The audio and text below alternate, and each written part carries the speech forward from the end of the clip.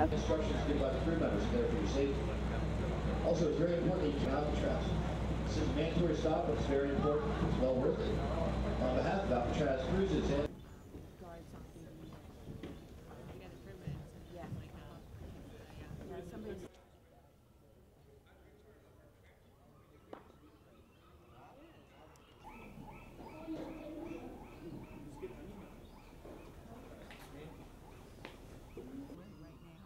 as soon as they leave, then the tourists can go walking up through there, and it's the beautiful view of San Francisco.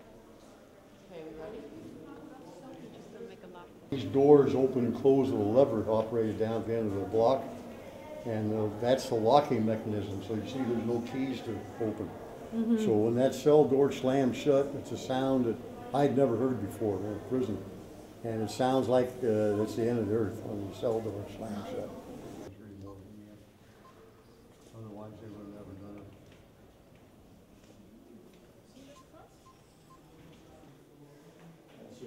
Okay.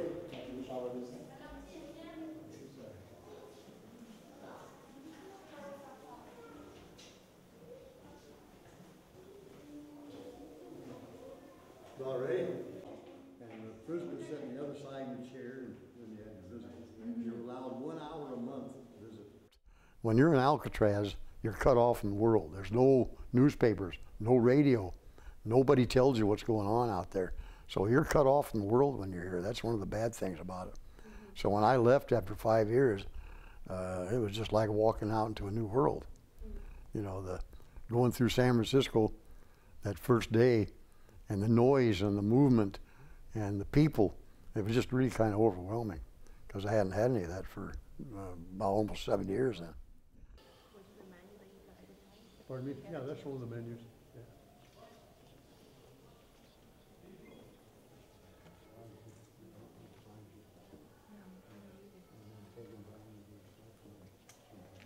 There's a second cell from him. That cell up there next to prisoner today. Thank you, sir. You're welcome. You know what? That's fine. I sure will. Thank you. They have CD DVDs out. We get them on. They're not like that. You might throw me in jail. No, he won't. Thank you. Yeah. They are. I still don't believe it's such a big tourist attraction because to me it's a prison, so I don't see my wife understands it, but I don't understand it. Although I can see why it is because it's so famous, but it doesn't bother me to come back now. I mean, I walk anywhere I want and do whatever I want, and I can leave when I want, which is really the nice part. If I couldn't leave, then I wouldn't like it.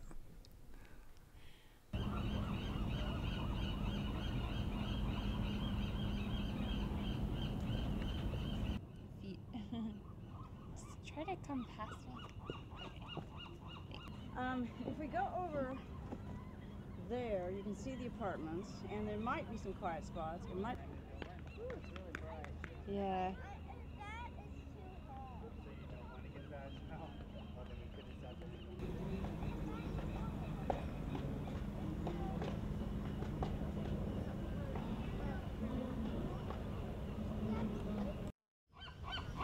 You know, it was sort of a company town, so everybody worked in the prison, and so prison talk was pretty common around the house, but it was mostly stuff that wasn't scary, you know, stuff that happened in the past.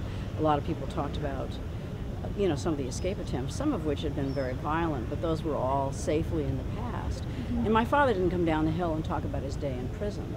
So the present really seemed, you know, if there was a stabbing up there, I didn't hear about it.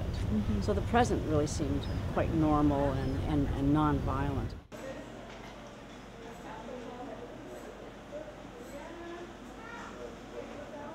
The book that I'm trying to... I saw prisoners from time to time. There were men who worked on the dock, and there were men who worked in the family compound, picking up garbage, dropping off laundry, usually two prisoners and an officer. So, a very controlled setting, very small groups. They were not allowed to speak to us. We couldn't speak to them. You know, but we saw them all the time. The parade ground. Okay, that doesn't exist anymore. What happened there? Well, these two buildings were torched during the